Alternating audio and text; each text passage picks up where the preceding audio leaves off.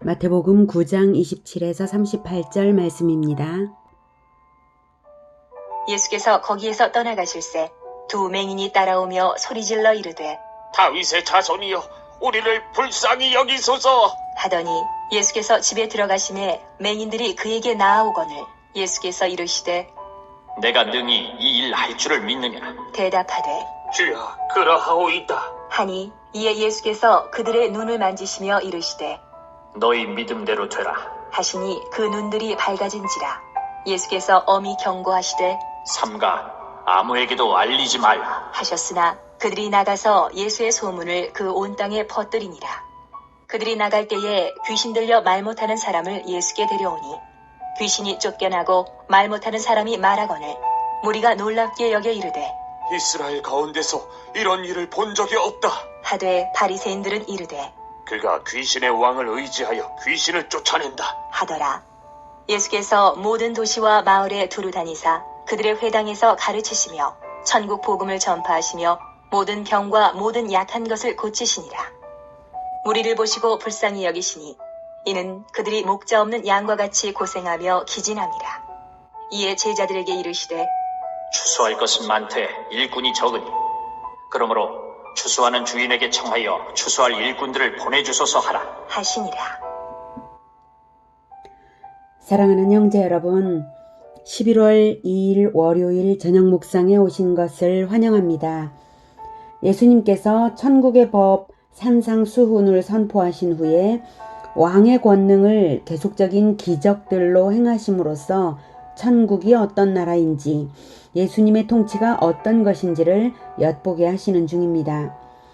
예수님은 12회 혈루증 여인도 구원을 바라고 옷깃 만지는 것으로서 고침받게 하시고 야이로의 딸 12살 소녀는 죽었지만 소생시키셨습니다.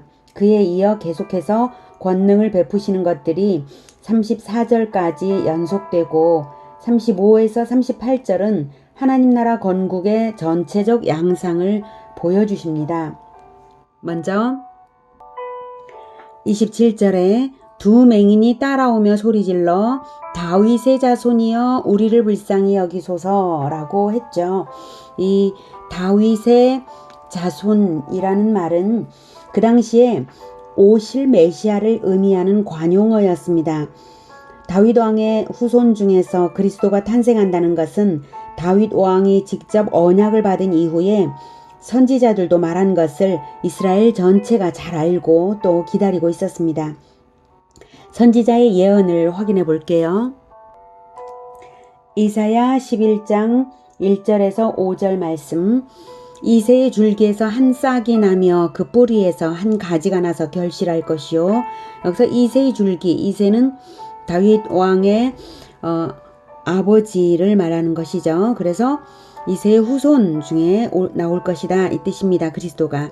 2절 그의 위에 여호와의 영 곧 지혜와 총명의 영이요 모략과 재능의 영이요 지식과 여호와를 경외하는 영이 강림하시리니 그가 여호와를 경외함으로 즐거움을 삼을 것이며 그의 눈에 보이는 대로 심판하지 아니하며 그의 귀에 들리는 대로 판단하지 아니하며 공의로 가난한 자를 심판하며 정직으로 세상에 겸손한 자를 판단할 것이며 그의 입의 막대기로 세상을 치며 그의 입술의 기운으로 악인을 죽일 것이며 공의로 그의 허리띠를 삼으며 성실로 그의 몸에 띠를 삼으리라. 공의의 왕이 된다는 것이죠. 공의의 왕이 되고 아주 자비하기가 눈에 보이는 대로 심판하지 않고 귀에 들리는 대로 판단하지 않는다. 그래서 공의로 판단하신다 라고 하는 뜻입니다. 그래서 공의로 가난한 자를 심판하며 공의로 다 판단한다는 것입니다. 그래서 공의의 왕으로 오실 것을 이사야가 말씀을 예언을 했습니다. 자, 그뿐만 아니라 이사야 35장 5절에는 맹인이 고침을 받는다는 예언도 있었기에 유대인들은 이것을 특히 이 맹인들은 그 맹인이 고침을 받는다는 예언을 믿고 나온 것입니다. 확인할게요. 이사야 35장 5절 그때의 맹인의 눈이 밝을 것이며 못 듣는 사람의 귀가 열릴 것이며 그래서 그 맹인들이 이 예언을 알고 믿었기에 따라온 것인데요. 맹인들이니 누군가 이끌어주는 사람이 있었다는 정황이죠. 그래서 마태복음 9장 28절에도 예수께서 집에 들어가시면 맹인들이 그에게 나오거늘 집 안에까지 따라 들어왔다는 것입니다. 맹인들의 포기하지 않는 태도와 함께 곁에서 돌보는 자들의 믿음도 곁들여지고 있음을 짐작할 수 있습니다. 예수님께서 내가 능히 이 일을 할 줄을 믿느냐? 라고 물으심에 주여 그러하오이다. 예수님을 그들은 주로 영접하였고 예수님은 너희 믿음대로 되라 라고 하셨고 눈들이 밝아졌습니다. 예수님이 말씀하신 너희 믿음대로는 분명히 기적 그 자체만이 아니라 주로 고백한 그 고백, 언약적 믿음을 말씀하시는 것입니다. 그러니 너희 믿음대로라고 하신 것이죠. 그렇다면 고침받은 그들은 주님의 말씀대로 순종했어야 합니다. 30절에 삼가 아무에게도 알리지 말라 라고 말씀하신 대로 해야 합니다. 그런데 그들은 그렇게 하지 않고 나가서 예수의 소문을 그 온 땅에 퍼뜨렸습니다. 그들이 나가서, 즉 나가자마자 행한 것이므로 습관대로 행한 것이죠. 주를 영접하기 전에 습관대로 제 마음대로 했습니다. 안타까운 일이죠. 그들의 행동은 예수님을 방해하는 일이었습니다. 그들은 입술로는 예수님을 주로 영접하였지만 물론 그것이 거짓이라고는 할 수 없을 거예요. 그러나 그 마음의 그 진지함이 그 깊이가 너무나 깊지 못했다. 이것을 알 수가 있습니다. 바로 과거의 습관을 제어하지 못할 정도밖에 되지 못하니까요. 예수님은 다윗의 자손으로 정치적 해방자로 널리 인식되는 것을 피하고자 하셨습니다. 즉 예수님은 다윗의 자손이 분명하지만 그 당시 사람들은 다윗의 자손이니까 왕으로 오실 거니까 정치적 해방자다. 그러니까 로마에 대항하여 이스라엘의 독립을 이루고 로마로부터 해방시켜서 우리를 강국으로 만들 것이다 라고 하는 정치적인 메시아로 기다리고 있었던 것이죠. 그래서 사실 예수님은 정치를 하러 오신 게 아니잖아요. 그래서 그렇게 인식되는 것을 피하고자 하신 것입니다. 그래서 이적을 중심으로 한 신앙 풍조도 이제 거부하시고 종교 지도자들의 시기심 발동 위험도 또 있고 그래서 복음 사역이 방해받기 때문에 삼가 아무에게도 알리지 말라 이렇게 하신 것인데 그들은 그 말씀에 순종하지 못하고 말았죠. 32절에 이제 그들이 나갈 때에 곧이어서 귀신 들려 말 못하는 사람을 예수께로 데려왔습니다. 누군가 이렇게 계속 연이어서 치료의 사역이 있었다는 것을 알 수 있습니다. 귀신이 그래서 쫓겨나고 예수님 명령하셨겠죠. 말 못하는 사람이 말하거늘 이것을 보고 무리는 놀랍게 여겨서 이런 일을 본 적이 없다 라고 하는데 대조적으로 바리새인들은 귀신의 왕을 의지하여 귀신을 쫓아낸다 라고 반응했습니다. 아주 정반대죠. 진실을 그대로 보는 자들은 영적 진실의 눈이 열리고 진실을 거부하는 자들은 오히려 스스로 어두워지고 자기를 속여서 그리스도를 거부하는 것을 볼 수 있습니다. 바리새인들은 본인들이 오히려 귀신에 사로잡히고 있는 형국인데도 그것을 모릅니다. 이어서 35절부터 38절까지는 2차 갈릴리 사역의 요약 제시입니다. 즉 하나님 나라 건국의 전체적 양상을 요약해 주고 있는 것입니다. 이 부분은 예수 제자가 되고자 하는 사람이면 유심히 듣고 마음에 새겨서 예수님의 관점과 방법과 태도를 공유해야 할 것입니다. 35절 예수께서 모든 도시와 마을에 두루 다니사 그들의 회당에서 가르치시며 천국 복음을 전파하시며 모든 병과 모든 약한 것을 고치시니라. 하나님 나라 건국의 영역은 모든 도시와 마을입니다.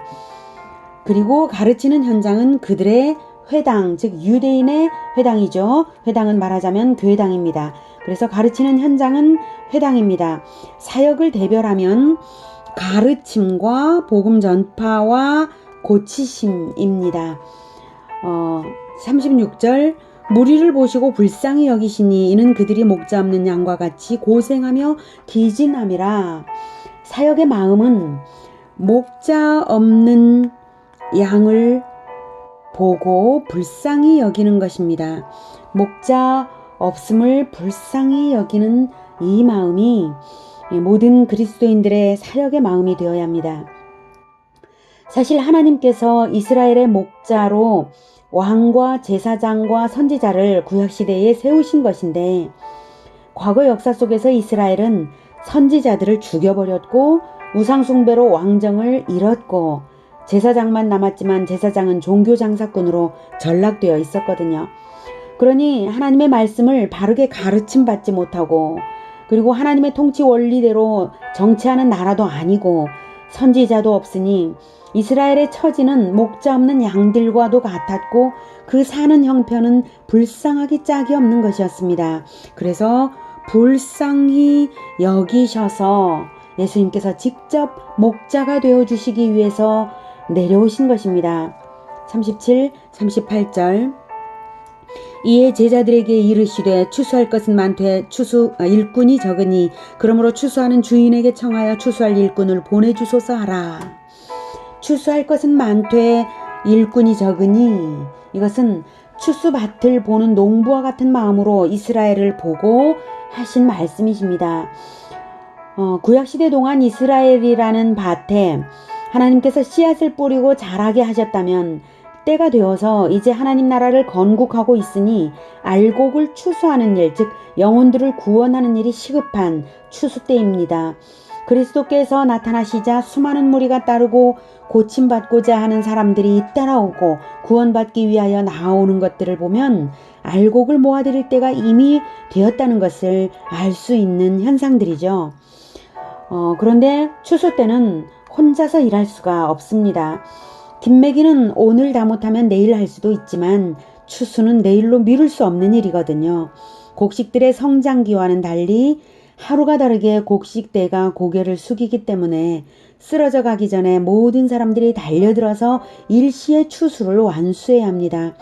추수 일도 단순하지가 않죠.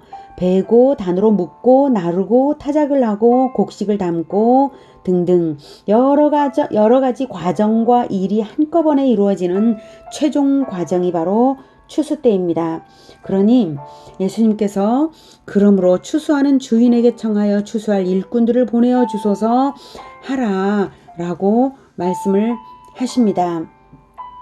이것은 추수할 주인은 하나님이십니다. 하나님 나라를 건국하는 일꾼들은 영혼의 추수밭을 보면서 매우 다급한 시점인 것과 할 일의 방대함을 발견하며 또한 추수의 결과로 얻을 풍성한 결실을 기대하는 열심으로 일꾼을 보내달라고 하나님께 요청해야 옳습니다.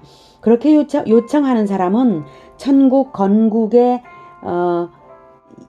비전을 보고 있기 때문에 요청할 것이고 스스로 이미 천국 건국의 일꾼이 되어 있을 것입니다.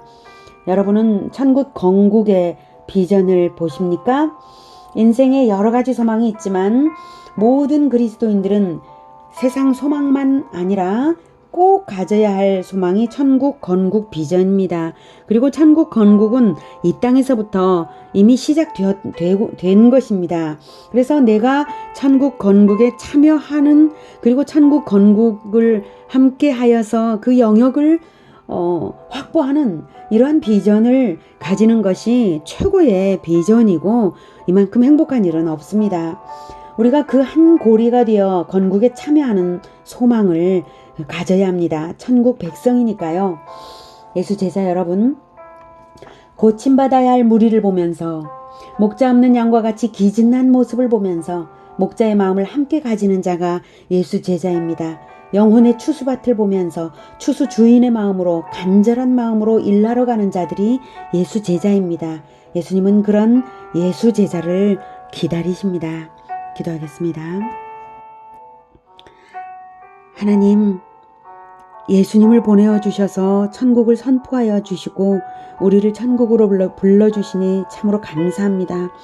우리를 불쌍히 여기셔서 우리의 목자가 되어주신 예수님 감사합니다. 우리 역시 예수님을 따라서 예수 제자가 되고자 나섰습니다. 그러나 우리가 아직도 목자 없는 양떼와 같은 자들을 보면서도 그들을 위하여 목자가 되어주고자 하는 그 가련히 여기는 그 예수님의 마음까지는 아직 충분히 가지지 못했습니다.